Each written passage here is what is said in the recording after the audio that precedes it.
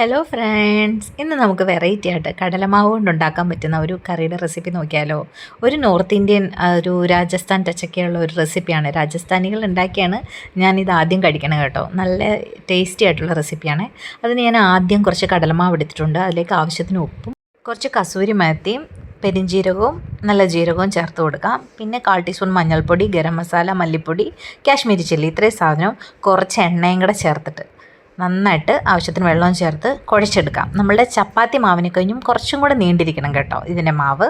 ഇനി നമുക്കിതിനെ നമ്മളുടെ ഹോട്ട് ഡോഗ്, ചിക്കൻ സോസേജ് ഒക്കെ ഇല്ലേ, ആ ഒരു പരുവത്തിൽ നമുക്ക് നീളത്തിൽ ഇതിനെ എന്താ പറയണേ, ഷേപ്പ് ചെയ്തെടുക്കാം. എന്നിട്ടൊരു പാനിൽ വെള്ളം വെച്ചിട്ട് അത് തിളയ്ക്കാറാകുമ്പോഴത്തേക്കിനും അതിലോട്ട് ഇതിട്ട് കൊടുക്കുക. എന്നിട്ട് ഒരു 8 to 10 മിനിറ്റ്സ് അത് വേവിച്ചെടുക്കണം കേട്ടോ.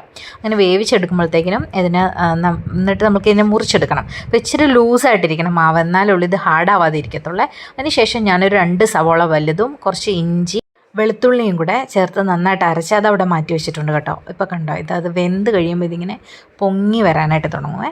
അത് കഴിയുമ്പോഴത്തേക്കിനും നമുക്കൊരു മാറ്റി വെക്കാം. എന്നിട്ടൊരു പാനെടുപ്പ് വെച്ച് അതിലേക്ക് എണ്ണ ഒഴിച്ചതിന് ശേഷം നമുക്ക് അതിലേക്ക് വീണ്ടും ജീരകവും പെരിഞ്ജീരകവും ഇട്ട് കൊടുക്കാം. അതിനുശേഷം ഈ അരച്ച പേസ്റ്റ് അതിലേക്ക് ഇട്ട് അതിൻ്റെ പച്ചമണം മാറുന്നവരെ നന്നായിട്ട് ഇളക്കണം.